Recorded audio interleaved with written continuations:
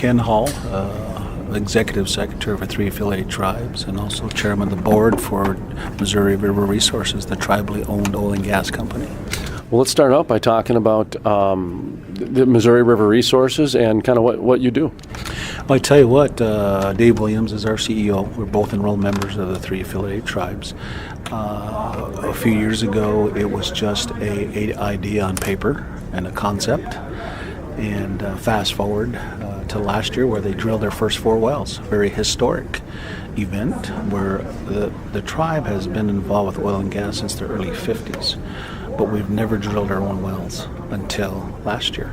So that was very monumental, very exciting.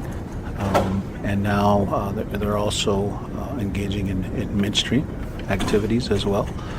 So and workforce development. So it's been a really a good start to a viable company that could become a big player someday. When I interviewed David Williams, he mentioned how the goal is to have it completely Native American, from the scientists to the rig workers to the office workers. Is that still the goal, and what does that mean for you? Yes, that means everything, of course. So we're a sovereign nation. We believe in our own people. We believe that it's a new day. When you talk about oil and gas and in the tribal nation, there are sovereignty models out there, and we're trying to become another one of those models where we use our own people. When you talk about workforce development, when you talk about oil field services, from top to bottom, our environmental science folks, our drillers, our pumpers, our administrative folks. Yes, absolutely. And we believe we can do quality work, and that these people are just as capable as the next person. Where are they getting the education? Are they using traditional universities, or is there a Native American education system? Talk to me about the education process. Well, we know there's also vocational education institutions, even in our state here. You know, United Tribes comes to mind, Technical College, and then we have a community college right in our backyard, the Nuit Hidatsa Sanish College, formerly known as Fort Berthold Community College. Okay. They're a 4-year accredited college now, and of course we have a partnership with San Juan College in New Mexico. They just send a few students down there for training, and then of course you got your universities in the state of North Dakota as well. Mm-hmm. So. It's a good setup for us, and it's a good model, and we believe that we are going to have COOs, CEOs, geologists, drillers. All of that will be Native American. Yes. About a year ago, I did a story in the Bismarck Tribune about how what you guys had going on with the MHA was. I argued it was empowering the people, empowering your tribe. What do you make of that statement? I think empowering is an excellent choice of a word, because when you empower someone, you build confidence in them. You let them know that they can do it, mm-hmm. and then they start to flourish. They start to flourish once they're given that opportunity. And they start to believe in themselves, mm-hmm. and so once we get them to that place, now they're off getting their education. They're off becoming a professional a business person, or becoming having a specialty that they can offer and come back and really help their nation to become prosperous again, which we once were before. Mm-hmm. It's all because of legislation. People talk about all the statistics. We want to focus on the positive. That we're headed toward being a healthy and prosperous nation, and we have a God-given resource that we sit upon, and we believe that we can maximize, if we can maximize that resource, the potential is unlimited. Are the people within the tribe accepting this, or is there any resistance for this type of empowerment? Well, I think you're always going to have a few that resist, and I think we're in a day now, as everybody understands, that we're in the era of technology. Technology was the game changer for the Bakken. I think everybody understands that, and now we know technology improves as the years go by. And I think the word for today, I heard Ron Ness in his news interview last night, and I actually shared it with a news reporter yesterday, is becoming more efficient. That's kind of been, with this downturn, as it gives everybody a chance to get more efficient at what we do. But back to your question, I think there's always going to be resistance, but if they can see the big picture and look at the economics of it, then I think they would buy in more. And if they know that the technology is probably the safest it's ever been, and I think they can buy into what we're doing here. How about the regulation side?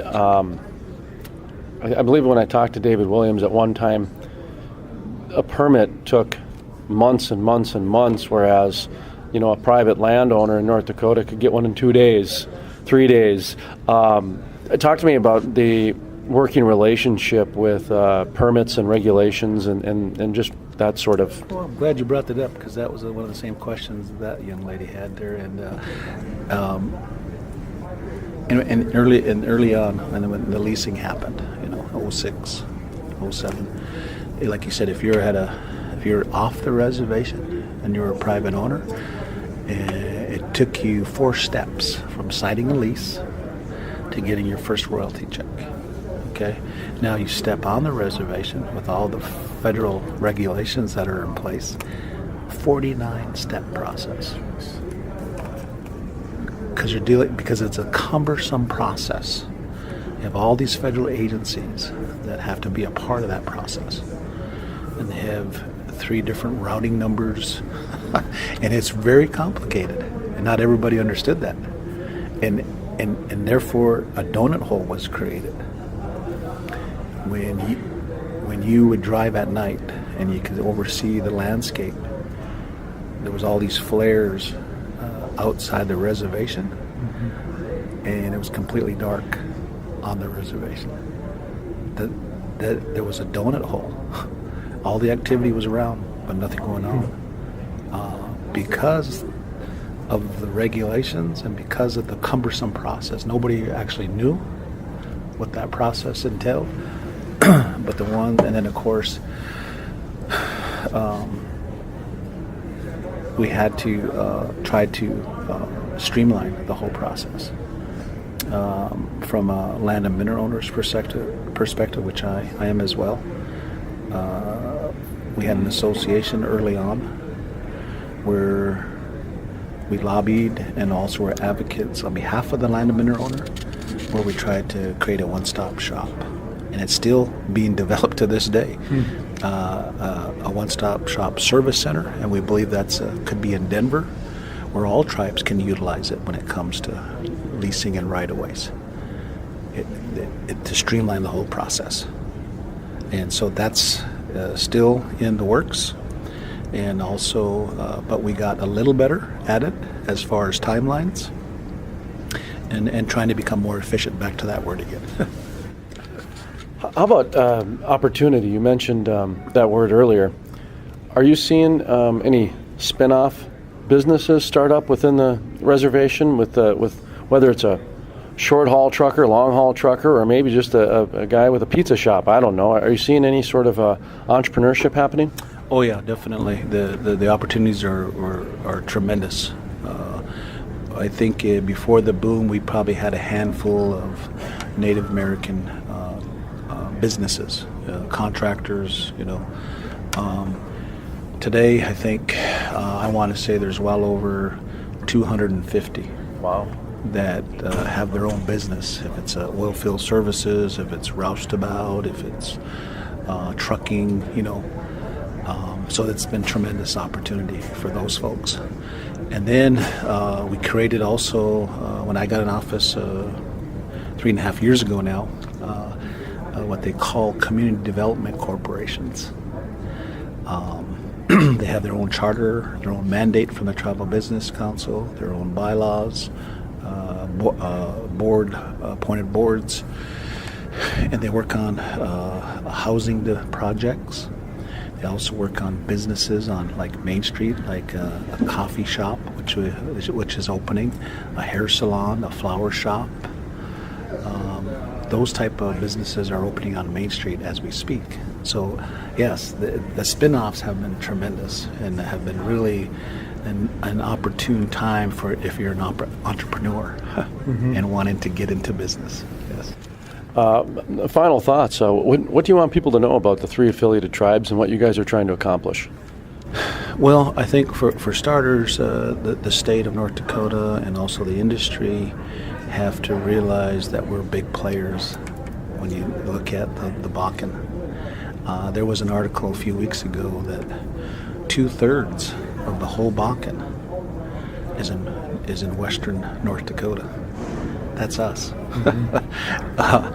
And when you talk about the core area, you heard about the core area, that's us again. Going forward, we're very optimistic because of the core area we're in, the opportunities that are presented to us, the being able to capitalize on this opportunity. We want to go forward with a great amount of optimism because we're only probably 25% into the development as a nation. And if you look at dollar amount, before the Bakken, we were $120 million in debt as a tribe. Not anymore. Fast forward to today, we're debt-free as a nation. We have all these multi-million-dollar projects that are happening, and we have trust funds established. That's some things to get excited about. That's empowerment. That's empowerment. You're absolutely right. Yeah. Wow. Well, thank you. Yeah. That's a great way to